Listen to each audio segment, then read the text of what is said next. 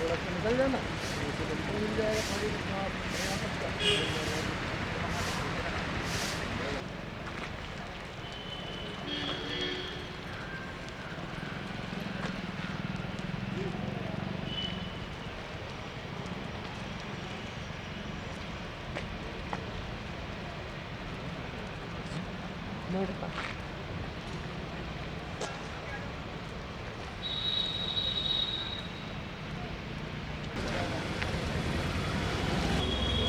बुला लो, अंदर बुलाओ, ड्यूटी करवाते जाओ।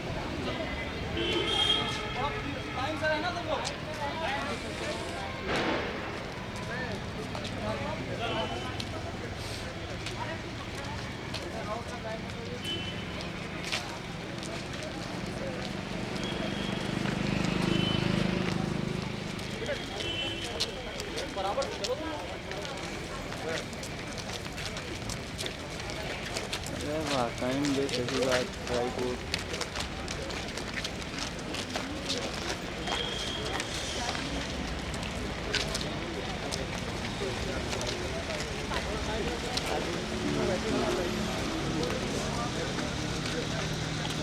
रुकवा लेना थोड़ा सा राहुल।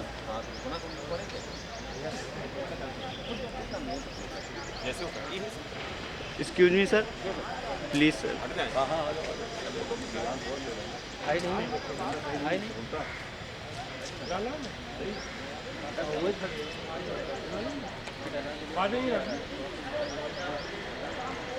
बुलाओ।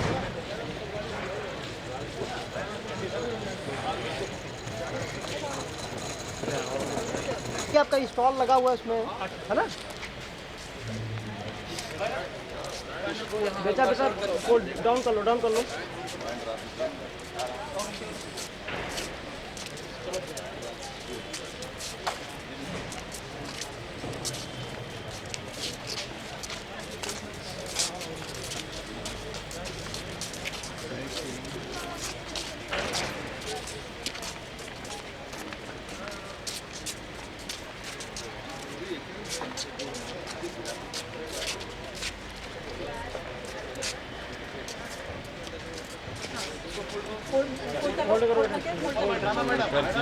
बालकनी में ऊपर ले जाना।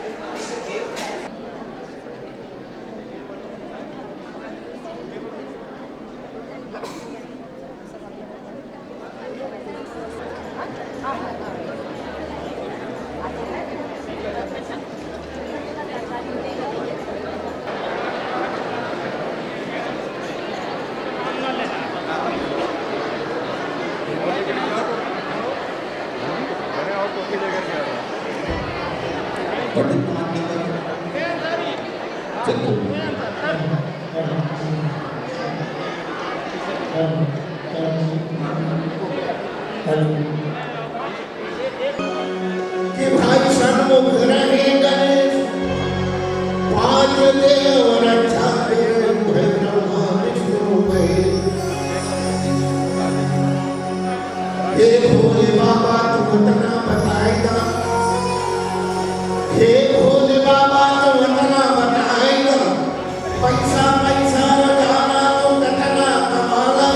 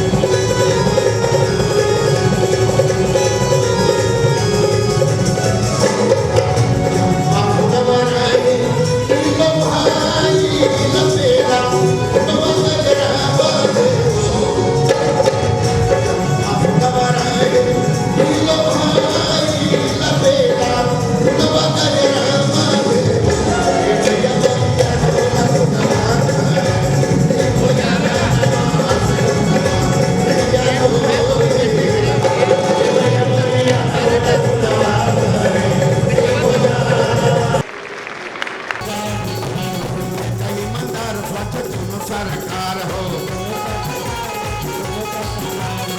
कई मदर स्वच्छ दोनों सरकार हो। यही में भलाई बाटे, अरे यही में भलाई बाटे, कहीं समुदाय, अरे यही में भलाई। बहुत बड़ी कामयाबी मिली। आज मतदान प्रतिशत अभूतपूर्व तरीके से बढ़ा है। राष्ट्रीय मतदाता दिवस को मनाए जाने की मंशा भी यही थी, उद्देश्य भी यही था कि किस तरह से लोगों में मतदान के प्रति रुझान, रुचि और उत्साह पैदा करें। आपको याद होगा 2009 के पहले के चुनाव में जो मतदान का प्रतिशत था वो 40% से भी नीचे रहता था, और ये चीजें हम लोगों को लगी कि लोकतंत्र और एक सजीव जीवंत लोकतंत्र के लिए अच्छी नहीं है। हमने इसी उद्देश्य से राष्ट्रीय मतदाता दिवस को मनाने का संकल्प लिया और पहली बार वर्ष 2011 में हम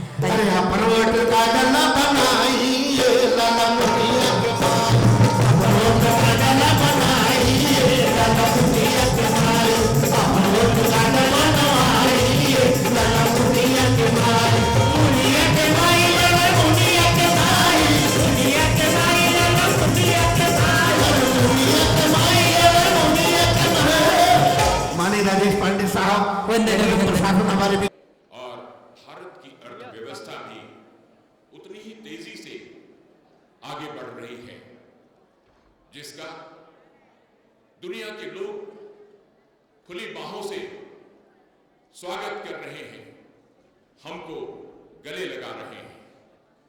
आसान संशोधन, पहली तो बात एक ये है कि लोकतंत्र यानी वो तंत्र, वो मशीनरी, वो व्यवस्था जिसमें लोग यानी लोग और नागरिक सबसे ज्यादा महत्वपूर्ण माने जाएंगे। तो माननीय बैंड दल के सदस्यों, मैं आपको ये सूचना देना चाहता हूं कि पहले माननीय राज्यपाल जी को पुष्पगुच्छ भेंट किया जाएगा और अन्य अतिथियों को हमें इशारा हो रहा है कि माननीय राज्यपाल जी का आगमन हो गया है और वो बाहर जो प्रदर्शनी लगी है उसका अवलोकन कर रहे हैं। विश्वविद्यालय और हरित प्रदर्शनी सृजन 2015 का आयोजन किया है। पूर्वाग्रह के रहित ऐसे मतदान प्रक्रिया को संपन्न कराएं जिसमें कि लोग विश्वास करें, जो मतदाता हो वो विश्वास करें। माननीय राज्यपाल जी आ गए हैं और उनके आसन पर आगमन के साथ ही राष्ट्रगान की धुन प्रस्तुत होगी। आप सभी से निवेदन के अपने स्थान पर खड़े हो जाएं और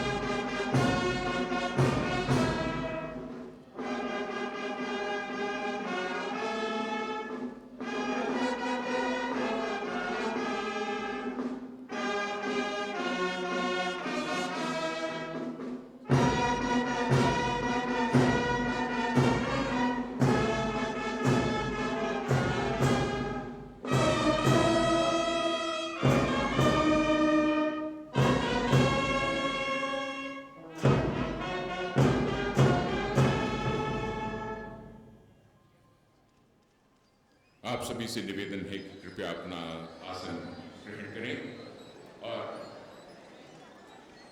माननीय राज्यपाल जी का स्वागत करते हैं।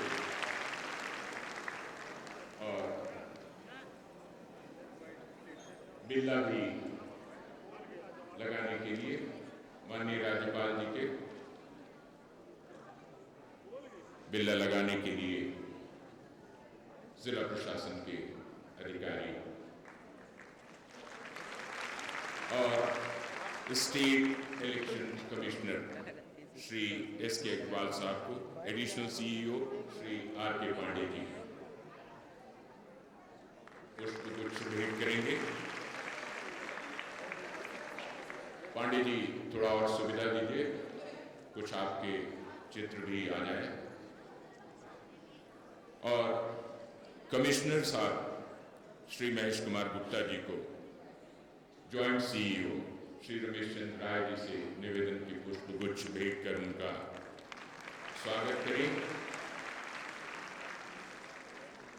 और इसके साथ ही मेरा माननीय राज्यपाल जी से और अन्य अतिथियों से निवेदन कि दीप प्रज्वलन कर कार्यक्रम का शुभारंभ करें। हम हमेशा ये कामना करते हैं, तमसो मां ज्योतिर्गमय, अंधेरे से उजाले की ओर जाने की हमेशा कामना करते हैं, अच्छे मार्ग को चुनने का संकल्प करते हैं। और ये रोशनी, ये ज्योति इसी भावना की प्रतीक, ज्योति जली तो अंधेरे का हम विनाश करते हैं। और यहाँ पर इस ज्योति का प्रतीक ज्ञान है, और अंधेरे का भागने का मतलब अज्ञानता को हम दूर भगा रहे हैं। चरे वेती, चलते रहो, निरंतर प्रशस्त होते रहो। माननीय राज्यपाल जी अलग जगाने के बाद आसन की ओर बढ़ रहे हैं। और अब मैं लखनऊ के मंडलायुक्त श्री महेश कुमार गुप्ता जी से ये निवेदन कर रहा हूं कि वो कृपया स्वागत के लिए अपना उद्बोधन दें। Shri Mahesh Kumar Gupta ji, commissioner Lucknow division.